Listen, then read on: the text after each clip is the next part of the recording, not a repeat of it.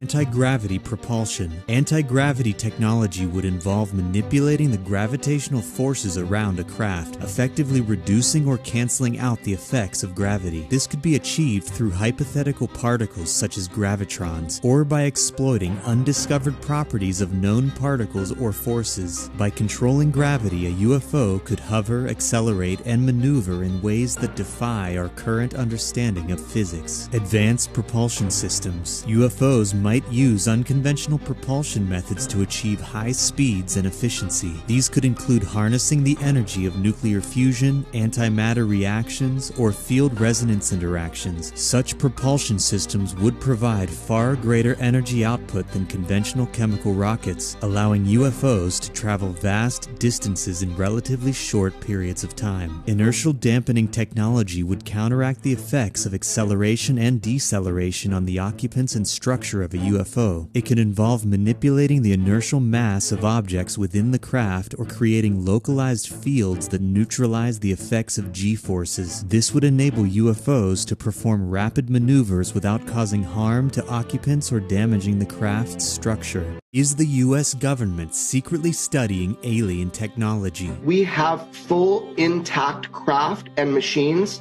that we have been trying to reverse engineer. Whoever built these appear to be a non-human intelligence. These 9 theoretical alien technologies could explain the superior physical capabilities of UFOs. Nestled in the picturesque landscape of southwestern Vermont lies a region steeped in mystery and intrigue. Dubbed the Bennington Triangle, this seemingly idyllic locale has been the site of a series of unexplained disappearances, defying logic and evading explanation. The most infamous of these vanishings occurred between 1945 and 1950, with victims ranging from experienced hunters and hikers to a young boy and an elderly woman. In each case, the individuals vanished without a trace, often within earshot of companions or in areas frequently traversed. Despite extensive searches and investigations, no remains or evidence have ever been found, leaving only haunting questions in their wake. What force could be responsible for these inexplicable disappearances in the Bennington Triangle? Some attribute the sinister phenomena to vengeful spirits or cryptids, such as the elusive Bigfoot. Others propose more otherworldly explanations like wormholes or extraterrestrial abductions. Still, others point to the land's dark history, marked by clashes with indigenous tribes and the scars of long-abandoned settlements as the root of the mysterious occurrences. Or could the missing subjects simply have fallen victim to bears or mountain lions? Will the truth behind these enigmas ever be uncovered? Or are some secrets destined to remain forever shrouded in mystery and darkness? Located in Italy, the Val Camonica cave paintings made by the ancient Comuni people between 2,000 and 10,000 years ago seem to depict figures that do not easily fit within that time period. One of the most famous of the etchings is known as the astronauts. It seems to show beings holding some sort of technology while wearing spacesuits, as evident by the glass-like dome around the head. Antennae seem to protrude from the helmets, which could be seen as some kind of radio or communication device. Could these drawings be an attempt to record a visit from extraplanetary visitors, or even human beings from the distant future who came to visit an ancient people? Or were the drawings simply fanciful depictions of gods and religious beings? In the early 20th century, amidst the ancient blackness of Lovelock Cave in Nevada, remains were discovered of what appeared to be giant human beings. Believed to be the mummified bodies of an ancient Native American people, the characteristics remain completely unexplained. The bones appeared to belong to humans as tall as 10 feet. The skulls were strangely elongated, and on the skulls of the mummies was bright red hair. The Paiute Indian people tell of a red-haired tribe of cannibals known as Si Te Ka, or people eaters, who were unapproachable due to their propensity for killing and eating their captors. Allegedly, the local tribes banded together to kill the cannibal giants, cornering them in this cave and asphyxiating them with smoke from fires. A time traveler allegedly allegedly from the year 2906, known on social media as @TimeVoyaging, claims that this month a cave will be discovered in the Amazon rainforest that will lead to a whole new hidden civilization deep within the earth known as the Ozawa. He says this discovery will lead to new species, intelligent civilizations, new liquids, and new elements. He says the civilization has been causing disasters for humanity for years, and upon discovery will go to war with us, but eventually peace will be brokered. Unexplained oddities discovered in caves would be nothing new. Aliens, human sacrifice, giant cannibals, and time travelers. These are creepy and unexplained things found in caves. Tully saucer nest incident in Australia. Around 9 a.m. in January of 1966, local farmer George Pedley stumbled upon a bizarre and unsettling sight. Amidst the lush sugarcane fields of Tully, Queensland, he found a circular nest of flattened and scorched crops. The area was eerily silent, as if some unknown force had descended from the heavens and left behind a trail of destruction. The reeds were not bent over, but physically uprooted from the lagoon bed, and somehow swirled into a floating mat on the surface of the water, an effect that would have been difficult if not impossible to achieve by hand. Speculation and rumors spread like wildfire as news of the incident reached the media. Some claimed that a UFO was responsible for the damage, while others dismissed the idea as a hoax. Chicago O'Hare International Airport sighting. On a clear November evening in 2006, chaos erupted at O'Hare International Airport in Chicago, Illinois, as several airport employees reported a shocking and inexplicable sight. A disc-shaped object was hovering above the airport, silently and ominously, causing widespread panic and confusion. Eyewitnesses described the object as a large metallic disc with bright glowing lights. It was estimated to be about the size of a commercial airplane and hovered motionless for several minutes before it suddenly shot straight up into the sky with incredible speed. The object left behind no trail, no sound, and no evidence of its presence, leaving witnesses and authorities puzzled. The incident quickly made headlines. Some believed it to be a weather phenomenon or a military aircraft, while others were convinced it was a genuine UFO sighting. The FAA launched an investigation and concluded it was likely a strange weather anomaly. However, some of the witnesses disagree with the FAA's explanation, arguing that the object was too large, too silent, and too fast to be a weather phenomenon or any known aircraft.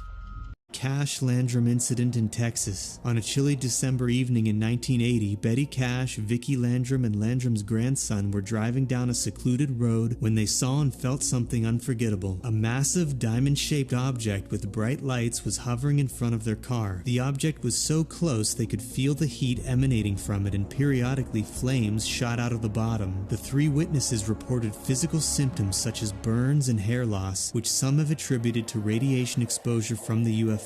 The three witnesses also reported that after the object ascended over the treetops, a group of helicopters approached and surrounded the object in a tight formation. Rather than an alien craft, could this instead have been a test of a classified and yet to be made public military propulsion system? The Ariel school sighting in Zimbabwe. And we saw two people. They were in tight black suit, and they had big eyes. One of them was running in slow motion up across the ship, and the other one was standing beside the ship. On a bright sunny September day in 1994, 62 schoolchildren at Ariel School in Rua, Zimbabwe were outside for lunch when they saw a large silver UFO hovering above the school. The object was so close that they were able to see 1 to 4 small gray beings with big black eyes dressed in all black exit the UFO and approach the children. The children who saw these creatures claimed a telepathic message was relayed to them. The aliens came to warn us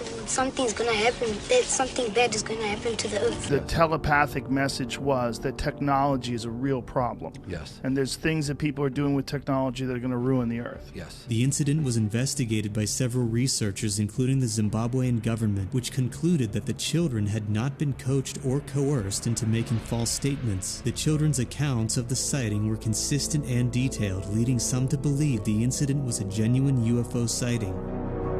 On July 2, 1951, Dr. Richard Reeser visited his mother, Mary Hardy Reeser, at her apartment in St. Petersburg, Florida. Mary had been feeling depressed and told her son she planned to take some Senecol tablets, a strong sedative, to help her sleep. Later that night, Mary apparently fell asleep in an upholstered chair in the apartment hallway. The next morning, Mary's landlord noticed a strong smell of smoke coming from her apartment. She called for help when she couldn't open the door due to the heat. When neighbors entered the apartment, they found Mary's body reduced to a pile of ashes with only a few remaining bones, including her undamaged left foot, her skull, which had shrunken to the size of a coffee cup, and a few pieces of her spine. Experts estimated that Mary's body would have had to burn at a temperature of 3,000 degrees Fahrenheit for 3 to 4 hours to be cremated in this way. Yet the apartment had only sustained minimal damage. The damage that was present, however, was strange. Electric switches and outlets 3 feet above the floor had melted, but lower switches remained intact. On a nearby shelf, candles had melted, but their wicks were still standing. Additionally, a stack of newspapers located a few feet from the ash pile had not caught fire. The investigators were unable to find any plausible cause for the fire and included the FBI in the investigation. Although the FBI could not find any trace of combustibles, they did discover melted human fat on Mary's rug. These findings suggested that Mary may have been a victim of spontaneous human combustion. Starting about 3 million years ago, pre-human bipedal apes began what is known as the brain boom, with brain mass quadrupling in size in an unprecedented short period of time by evolutionary standards. Theories explaining such growth vary from increased meat consumption and fatty nuts to the pressures of moving from trees to the plains being the cause. Philosopher Terence McKenna, however, sees the growth coming from the introduction of small traces of magic mushrooms into the ape's diet. In what is known as the stoned ape theory, McKenna theorizes that as early humans moved out of the trees and jungles and into the northern plains of Africa, where cow-like creatures grazed, out of their droppings would have grown psilocybin-containing mushrooms. Traces of these mushrooms would have found their way into the human diet, causing an increase in visual perception and sexual activity, with natural selection favoring early humans consuming the mushrooms. Over the course of millions of years on this diet, and considering the potential cosmic origins of the mushrooms, could the seed of human intelligence, the unprecedented growth in brain size over a short period of time, have been sent here intentionally from advanced civilizations millions or even billions of years ago? And if this is true, was creating an intelligent, tech-savvy species their intention? Could our ultimate purpose be to ourselves spread life and consciousness throughout the cosmos, and possibly one day return to our fungal home in the stars? If you consider directed panspermia from an advanced civilization a real possibility as to the origins of life on this planet, perhaps it could explain another deep mystery about the human race. Fungi or mushroom spores are incredibly durable, with the shell being one of the hardest materials found in organic nature. In fact, the shell of some spores are so dense with electrons it approaches that of gold, an almost superconducting metal. Spores such as this, suspended in the vacuum of space with an electromagnetic charge, could actually create a current that would repel deadly space radiation, making them perfect interstellar transport seeds. Panspermia is the theory that life on Earth did not originate here, but was instead seeded by objects from other worlds. Considering that many microscopic life forms such as bacteria, viruses, and fungal spores have been shown to resist the freezing, radioactive emptiness of space, it's possible that life on this planet was brought here by comets, asteroids, or even UFOs. Yuki Onna is a Japanese yokai or spirit which has many variations, but essentially is a beautiful woman with skin as white as snow who appears during cold nights and snowstorms. The legends vary, but she's often portrayed as tricking her victims and luring them deeper and deeper into the storm where they eventually freeze. In other tellings, she's carrying a small child in her arms, and if you take the child when she offers, you will freeze solid. In more disturbing versions, the Yuki Onna looks to feed off the vital energy of a human being, or the Psyche, first by freezing the victims to death and then sucking the Psyche through their mouths. These are a few of hundreds of legends of yokai with many variations from region to region. It's easy from a modern-day Western scientific perspective to write these off as stories or fairy tales. But perhaps the real question is, why have such specific legends proliferated all over Japan for centuries? What do the stories and descriptions of the various yokai tell us about ourselves, our fears, and our morality. Perhaps these are just stories, but when all alone on a dark street or walking through a cold forest at night, it's hard to not let the thought of yokai creep up the back of your mind. And maybe it's that conscious awareness that's more to the point than whether these beings truly exist or not. Oni is a type of Japanese yokai which closely resembles a demon, orc, or ogre. This creature is large, hulking with muscle and horns protruding from its head. Known for their love of murder and cannibalism, Oni are known to torment humans all throughout Japanese history. The most powerful of the Oni was known as Shutendoji, or the sake-drinking lad, for his love of sake, a Japanese alcoholic beverage. He was 50 feet in height, had a red body and a 5-horned head with 15 eyes. Due to the disappearance of several young women in the area, the Emperor Ichijo summoned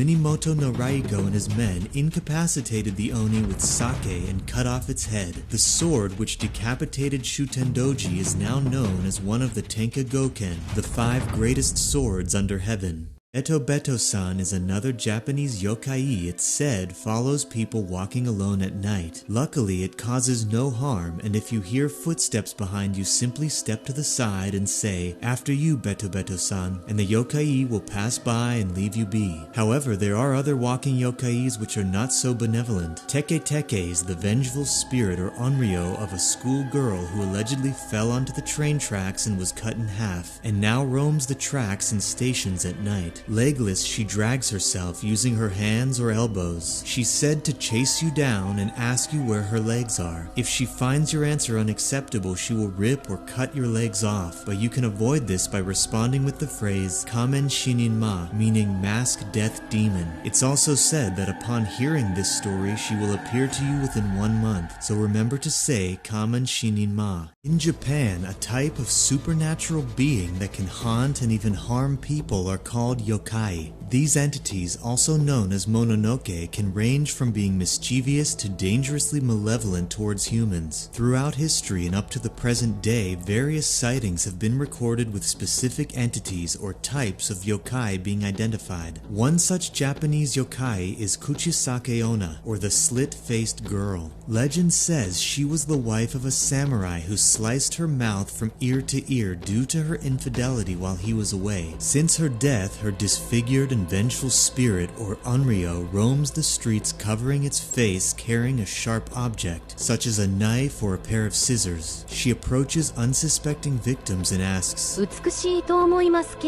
you think I'm beautiful?" If the answer is no, she kills you with the scissors. Usually the answer is yes. She then reveals her face and asks, "Even now?" If you scream or answer no, she will murder you with the weapon. If you answer yes, she will slice the corners of your mouth from ear to ear so that you resemble her own disfigurement. It's said you can distract her and get away by throwing her money or hard caramelized sugar candies known as beko ame, or by telling her she looks average, which will confuse her long enough to escape. In the 1970s, sightings of the woman swept across Japan, causing mass hysteria among the nation's students. November of 1966, while on his way home to West Virginia from a business trip, a traveling sewing machine salesman named Woodrow Derenberger noticed bright flashing lights on the road ahead that he assumed was a police car. As he approached, however, he realized it was not a police car, but some sort of vehicle he'd never seen before, shaped like a kerosene lamp chimney.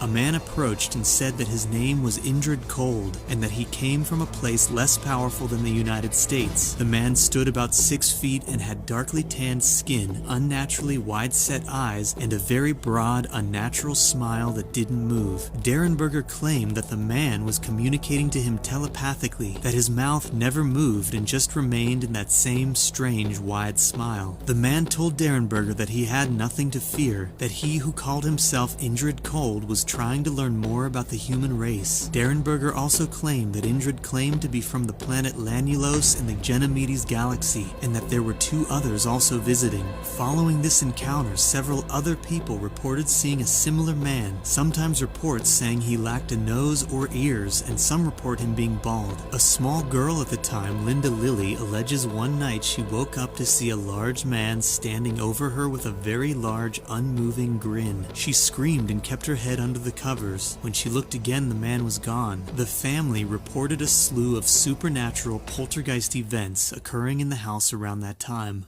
In May of 1973, on the shores of Lake Common, 2 children were out playing when they heard a strange noise, like an ambulance siren that was being projected out of a tin can. They followed the noise and came upon a creature they described as having similar proportions to a tall human, but its head was too large and round for its body. The skin appeared to have a paper-like consistency with 2 hastily painted blue triangles for eyes, a brown rectangle for a nose, and a yellow oval for a mouth. It wore a tall, pointy hat with a black knob at the top, and thin, frizzy reddish-brown hair hung out beneath the hat. Just above the ears, 2 wooden antennas stuck out. The hands and feet each only had 3 digits. It appeared to be wearing a frilly red and green clown costume with a high collar, dark blue gloves, and bare feet. The children later described the creature as being a cross between a clown, a robot, and an alien. Upon seeing the children, the creature was startled and dropped a book it was carrying. It grabbed the book and ran off, but the children were curious, so they pursued it. The creature seemed to move with a different gravity than that of Earth, as it bounced large strides away from them. They followed it back to a small hut, where it then approached them with a note that read, quote, "Hello, and I am all colors, Sam." The children asked Sam if he was human, and he replied in a voice that seemed to emit from a speaker, saying, "No." They asked if he was a ghost, and Sam replied, "Well, not really, but I am in an odd sort of way." The creature told the children that others like him existed on Earth, but that they were too afraid of people to try and interact. The creature Sam invited the children into the hut, which they described as being wooden with a metal floor. The walls were covered in green dial patterns, and an electric heater sat on the floor near wooden tables and chairs. The creature inserted a berry into its ear and made it come out of his eye. He tried it again, and this time it went into his mouth, where he was able to eat it. The children tried asking Sam many questions, but his replies were all vague, saying things like, "You know, I don't know." After a while, the children left and told a groundskeeper and eventually their parents. When the adults came back to investigate, nothing in the area was found. Eventually, the British UFO Research Association investigated the story, but found no further evidence other than the children's story, which came to be known as the Sandown Clown Incident. Krampus, the horned torturer of children, is a dark, nightmarish figure whose legend has only grown in popularity. At a time of year when most people are focused on sentimentality, family, and gift-giving, why has this demonic creature's appeal survived and grown? The legend has pre-Christian roots and originates in the Germanic regions of Europe, with the word Krampus coming from a word that means claws. In pagan times, Krampus was the demon son of Hel, the god of the underworld. The creature is often depicted as goat-like with a human face, large horns, covered in hair, and walking around on hooves. Legend has it that on December 5th, Krampus comes around to beat bad children with sticks, and for the especially bad kids, carrying them away in a wicker basket to eat them later. But why is such a demonic figure so lasting around the holidays? Perhaps something we've lost from pagan traditions is a sense of balance between light and dark, that while celebrating holidays which promote peace, happiness, and joy are very necessary,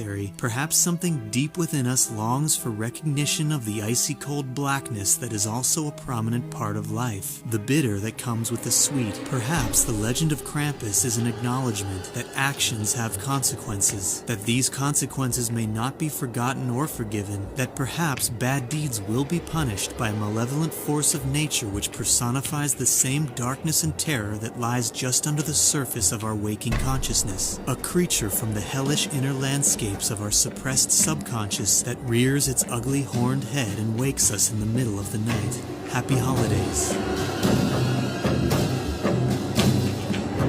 Humans come to horrifying realizations while scouring the universe for aliens. A returning rocket brings an intergalactic virus back to Earth. The Earth is in grave danger from something in outer space. An asteroid collides with the moon, creating a dust cloud around the Earth. Life on Earth ends, but humans continue in other solar systems. A universal cure to all disease is discovered. Immortality becomes the norm. Human prosperity peaks with 340 billion people living across many planets and solar systems. The edge of the known universe is discovered. Humanity wants to leave the known universe, with 40% deciding to stay. The universe ends. Will any of these sci-fi sounding predictions actually come true? According to the quantum universe hypothesis, given enough time, anything can and will happen as multiple universes are playing out every possible scenario for infinity. By this logic, somewhere in the infinitude of the multiverse, everything Baba Vanga has predicted has and will come true.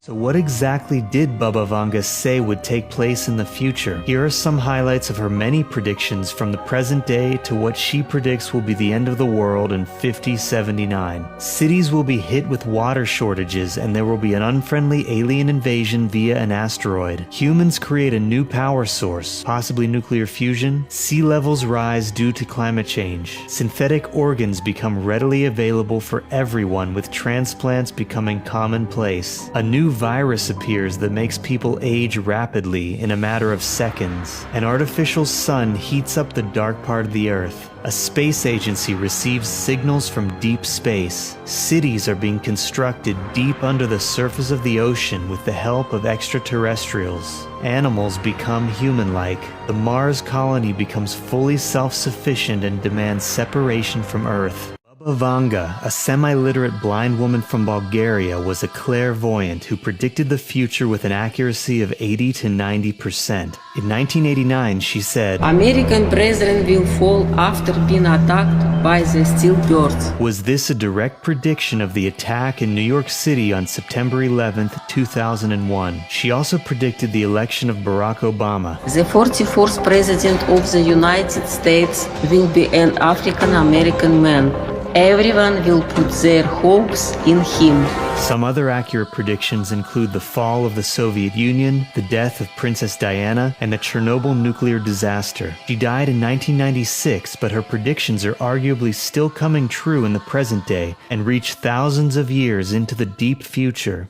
Coming decades, the catastrophic result of population bottlenecks and worker shortages might be avoided, as most menial and labor tasks may instead be taken over by humanoid robots and other AI-operated machines. Tesla is rapidly developing TeslaBot, a general-purpose bipedal humanoid robot capable of performing tasks that are unsafe, repetitive, or boring. Speaking on what the effects of a future where robots are taking over most factory jobs, Elon Musk has said, quote, "This means a future of abundance, a future where there is no poverty, where people can have whatever you want in terms of products and services. While robots taking jobs would create a situation where many people might go unemployed, another prospect is the cost of goods and services rapidly decline due to the labor being 24 hours a day at very little long-term cost. Can we even imagine a world where no human being had to do any form of hard labor? The Industrial Revolution, with the implementation of mechanized assembly lines,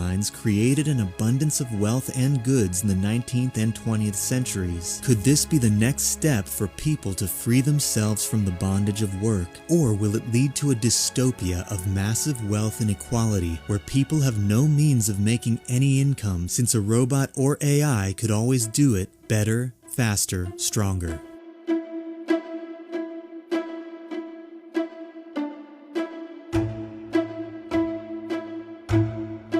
Pod-grown babies be the way humans populate the universe. Until some sort of interstellar cheat is discovered, traveling thousands or millions of light years from Earth is an impossibility, despite the over 200 known Earth-like planets that exist. With all of humanity and memory of it stuck on just one planet, the risk of being totally wiped out by a disaster is an ever-present threat. Spreading to multiple planets would safeguard our species like backing up important data on multiple drives. planets. While we populate local planets in our solar system, we may choose to send crafts housing baby-growing pods out to the 200 known Earth-like planets. Upon safe landing, the automated system could then begin the process of growing tens of thousands of human babies. The babies, once born, would need to be cared for and raised, either by AI robots, similar to the plot of the HBO series Raised by Wolves, or perhaps cryotech will be advanced enough to successfully include preserved human adult nannies to these planets with the express task of raising the planet's first generation of humans. Would you volunteer to be frozen for potentially thousands of years and upon waking be confronted with the burden of raising tens of thousands of babies?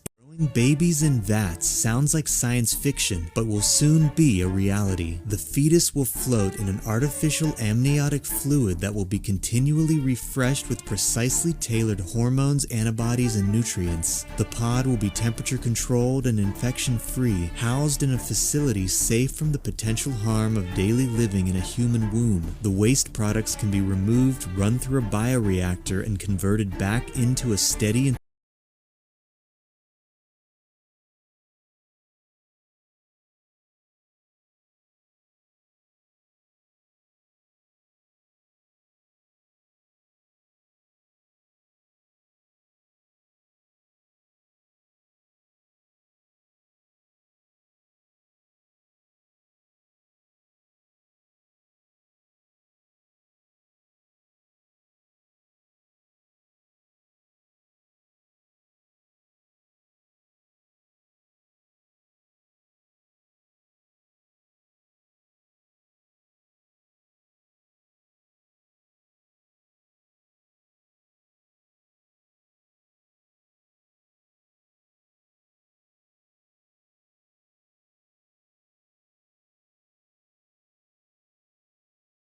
two classes of humans, a serving and a ruling class, dictated by who was pod-grown versus who was mom-grown.